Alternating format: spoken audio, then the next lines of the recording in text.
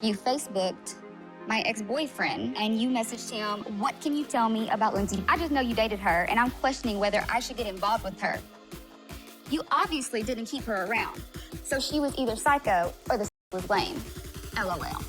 Scootily poop. Well, Scott's in some hot water in this one, and I don't think he's going to be able to just take a picture of himself leaning up against a fridge to get out of it. This may have worked in the past, but even if Scott has the charisma, does he have the fight? Does he have the fire? Watching Scott try to have some degree of stability and normalcy in this relationship is like watching someone scramble around a beach trying to bottle up the entire ocean in one little bottle. The amount of progress you're able to make is going to stay the same forever, and eventually you're going to get tired and pass out and then be swallowed by the ocean. And everyone around you is like, what the hell is this guy thinking? What did he expect to happen? Did he really think he was going to fit the ocean in that bottle? When we last left off, Scott's girlfriend Lindsay was cheating on him in his own house with her girlfriend, so that's cool. She basically calls all the shots here. She's making Scott scramble around and put together her daughter's room while she's up here cheating on him. And while Lindsay has primarily been causing the issues here, finally she has reason to be upset with Scott because he messaged her ex-boyfriend and started asking questions about her.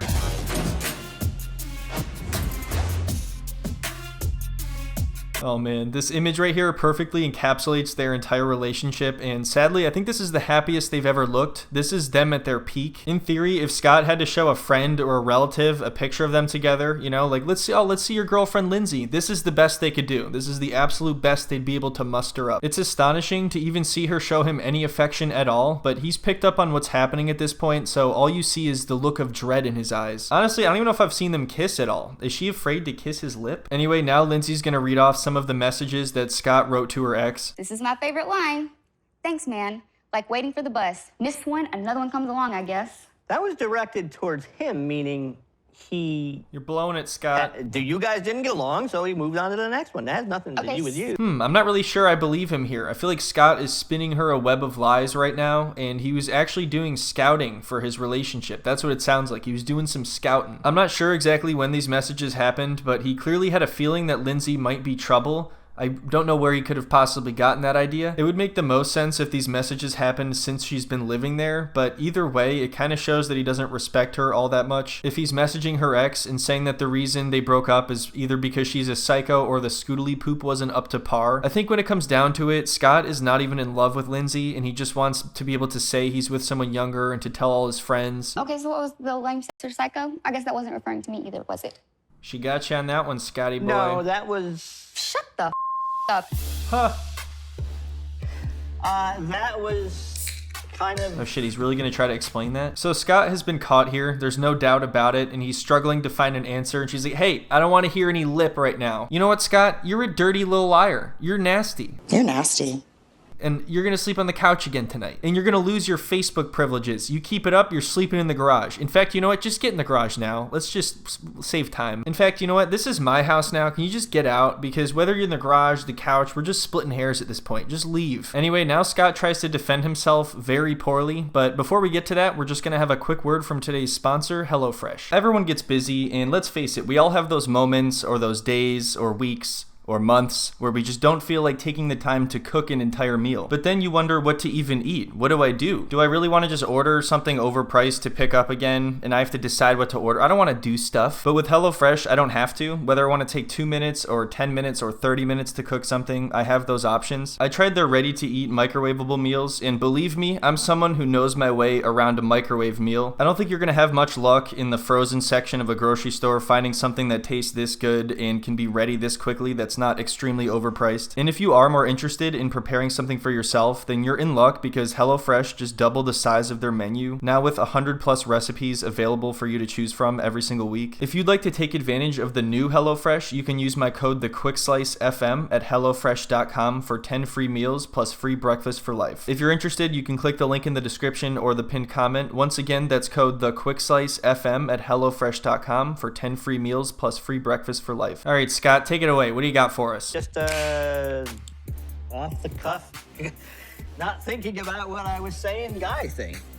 So he said it's an off-the-cuff, not thinking about what he was saying guy thing. That's what it was. Wouldn't that make more sense if it wasn't on a Facebook Messenger when you went out of your way to message this guy and you can think exactly about what you want to type before you send it? How is it off the cuff? The truth is, that's how he thinks of Lindsay, and he obviously didn't plan for her to see these messages. You are compulsed and you are going through my Maybe. 24/7. I am compulsed to get at the bottom of what your motive for being with me is. Please tell me what you think my motive is. I'm curious. To be able to, Okay, why is this shot here so good? This could be a painting. This guy should have just gotten into a normal relationship with someone around his age who hasn't been to prison, and he probably wouldn't have to worry about this kind of thing. It's like he knows that she won't be with him without some ulterior motive, so right away, before they even start the relationship, he's like, all right, but why are you really here? It's not gonna go well if before the relationship even starts, you're messaging people that she knows to try to figure out what the motive is. Like it's a crime, like she needs to have a motive for being with you other than the fact that you guys have said you're in love. to be able to provide a comfortable spot for your daughter, to provide a comfortable lifestyle for yourself. And I don't think it would matter whether it was me or Joe Schmo or... Exactly, Scott. Now you're getting it, okay? You see? So what the hell are you doing? This guy is surprisingly self-aware at times, but then I think the prospect of a scoodly poop just takes over his mind, and he's like, yeah, you know what? She's using me, and she's gonna destroy my life and everything I own, but also, all my friends are gonna be jealous, you know? At least until the season premieres. They don't need to know the details, you know? I can just let them think I'm living it up over here, well, until they see all my stuff on the front lawn. I'm gonna have to clean that up real quick. I wonder if Lindsay's ex is willing to help me with this. I should message him. My motive for being with you is to build a long-term relationship. Hold my bombs. You are like very beautiful, which is absolutely awesome. You, the beautiful poem. So of course the only thing that he says is she's beautiful. I think it's pretty safe to say that he's not with her for her personality. In fact, there's no way for him to even know what her authentic personality is because everything she's done has been a lie so far. But I can hardly even blame Lindsay anymore. I mean, Scott should know better based on everything that has been laid out in front of him. She was already desperately looking for reasons to have a problem with everything, and now he just gave her an actual one. You look at me like I'm speaking French. I mean, no. Why can you have a nice, sweet, clean motive for being with me, but I gotta have some ulterior motive for being with you? You know, that's actually a good point, and what's hilarious is you could argue that because of how horrible Lindsay has been to him, she's given him no reason to love her. Like, why does he love her? She's horrible. She's like the most unlovable person ever. There could only be an ulterior motive. Like, why else would he be with her? I think in his mind, he thought she would have less options, and he would have a better chance with somebody younger that has been to prison. Even though she's clearly scamming this guy, I don't think that's an unreasonable question for her to ask. People like Scott act as if their motives are completely innocent, but come on, dude. No one in their right mind who actually wants to make good decisions for themselves, their partner, and their partner's family would have somebody move into their house as soon as they meet them after getting out of prison. Because I have invested 2 years. You into invested this. 2 years of sitting behind bars. I quit talking to another pen pal I'm Deontay. that I liked quite a lot. So I could have continued that relationship and it might have grown into something that I would be happy with right now. What's good? So Scott is saying that she didn't have to sacrifice anything in the relationship because all she had to do was sit in prison and talk to him and receive money from him the whole time, which is true. She didn't really have to sacrifice anything for this relationship, but Scott is the one who made that decision. He was the one who wanted to move so quickly. Of course, if you start throwing gifts and money and houses at her, she's not going to say no. Imagine being in prison and convincing some guy to buy you a house, and then you get out, move into the house with them, and you're calling the shots. It's like he allowed a poltergeist to move in. But I'm right here with you. And I promise you, the day that I'm done will be the last time I ever with you. And that's why I want to make real damn sure of my decision. Because I don't go back. I still do love her. I care for her very deeply. What are you, nuts? I'm serious. Well, Scott, you know, it's good that you care about her deeply because she fucking hates you. Maybe you should, like, stop caring about her deeply. Don't do that. How about don't do it? It's sad that both of these idiots have gotten her daughter involved, but at this point, you just gotta end it and move on. It's best for both of them. It's best for everyone in this entire thing. It's irresponsible for both of them to create this horrible and toxic relationship and then invite her daughter to stay with them as if that's a good idea. Anyway, next is the scene that I showed at the end of the last video where Scott tells Lindsay that he's lonely and she's like, oh yeah, well you can continue to be lonely. Sleep in the garage. You have no interest in me. You have interest in what I can do for you. And you're gonna sleep right there, lonely to mother night. I thought I was in love with Scott. Did you though? The person I met when I was in prison was this really wonderful, awesome guy. Oh man, honestly, both of them just sound so stupid when they say this. Of course he's a different person. Both of you are acting different than you presented yourselves, I'm sure. And on top of that, all you guys did was talk on the phone. You went from talking on the phone occasionally to living together and being around each other 24/7. And not just that, but they're essentially supposed to be co-parenting here. So not only did they just recently meet in person for the first time, but they're intending to be parents together right away. Anyway, Scott goes in the backyard to roast a bone. Then he calls his friend Ed and he asks him for advice, and Ed tells him to get the hell out as soon as possible. Meanwhile, Lindsay calls her girlfriend in the front yard, and it sounds like her plan was to have her girlfriend move nearby so they can just hang out all the time. I want you here like all the time, you know? So that when we have these falling out episodes, I can at least run to your house. Right? I'm so thankful I have Terabelle going through all this questionable crap with Scott.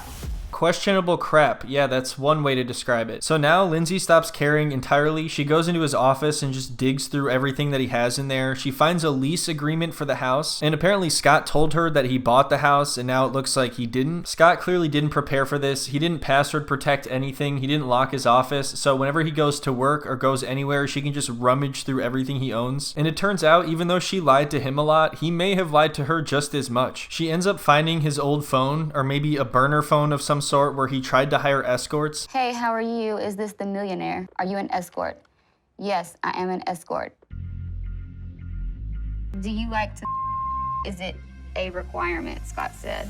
She said, yes, I do. I charge $150 for anything you want. Scott said, available tonight. She said, I am. So unfortunately, the Gino archetype has proven to be true once again with Scott. I'm not sure when exactly all this stuff happened. The timeline is pretty hazy, but either way, it's concerning. Now she has legitimate, actual reasons to be mad at Scott. This kind of reminds me of when that spell above Hogwarts was lifted and then Voldemort and everybody could just like storm in. It's over. Whether Scott realizes it or not, he's entering a world of pain. Scott spent 2 years making me fall in love with the person that he was acting like. Scott just used his charisma and his drip to his advantage. He won her over with this picture alone. That's why they keep showing it. He misled her. He made her think that he was the cool guy, you know, the cool millionaire who hangs out in empty houses and leans against fridges. The fact that he didn't have the house ready for her and her daughter is starting to make a lot more sense now. I don't think he wanted to commit to anything until he knew how things were going. But of course, by doing that, he lied to her and set himself up for a disaster. Although to be clear, I don't think this was ever going to go well. It doesn't matter what he did. So now Lindsay finds the book that she claimed to have written a quote down from in the last video that I made. It's funny because even if this is true, the point overall still stands, and she's still cheating on him with someone else anyway. So I don't know if, does that solve anything? Is that going to help you guys? Scott, you dumbass. It's a quote from a book. I told you I'm not scamming you.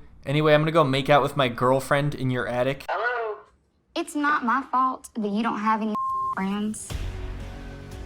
But you got me over here in bum nowhere. Hold on. I don't know if I'm on speaker or if you're in a closet, but I have a hard time hearing. So at one point, Lindsay had asked Scott if her friend Terabelle could move her RV into their driveway and essentially live there. For some insane reason, Scott said yes to this at first, as you can see here, and then he decided to change his mind later on and go back on it, and this was the last straw for Lindsay. He's also saying that she's not even allowed to have friends come by the house at all, and of course we all know Terabelle isn't just a friend, it's her girlfriend, so this is very important. If you only want friends visiting, I'll have this mother place covered from damn 8 o'clock in the morning to 8 o'clock in the evening, and then we'll see how you like that better. What does that mean? So we can talk about it. I'm telling you to suck it, and that's my response and my answer. Why? From this point forward, she goes full poltergeist and just starts throwing all of his stuff all around the house. She's emptying out all the pills in the pill bottles and throwing them everywhere. I mean, it's some pretty nasty stuff. And then she puts his laptop outside in the rain because she isn't allowed to have friends over.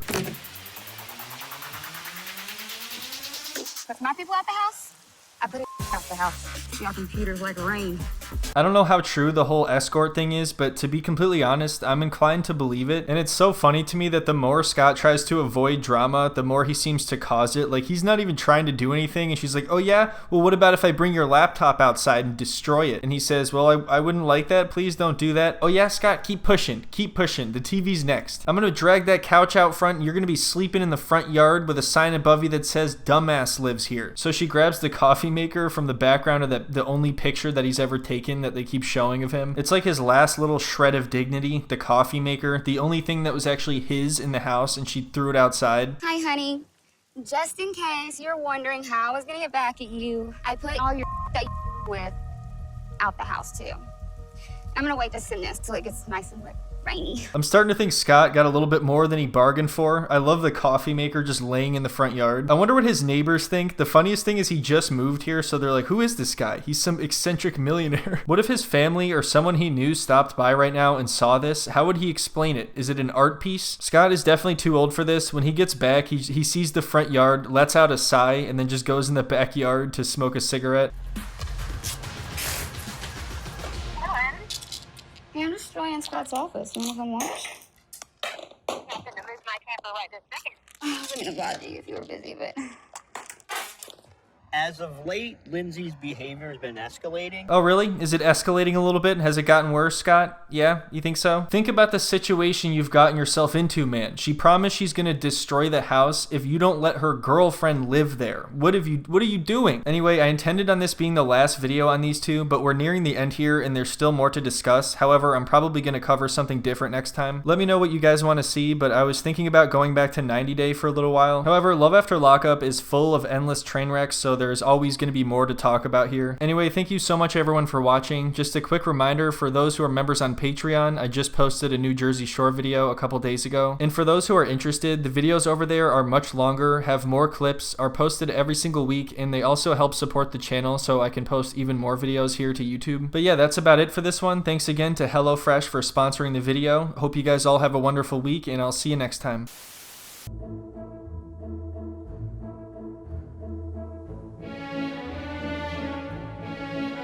I don't think it would matter whether it was me or Joe Schmo or... Hey, Auntie. this is my favorite line.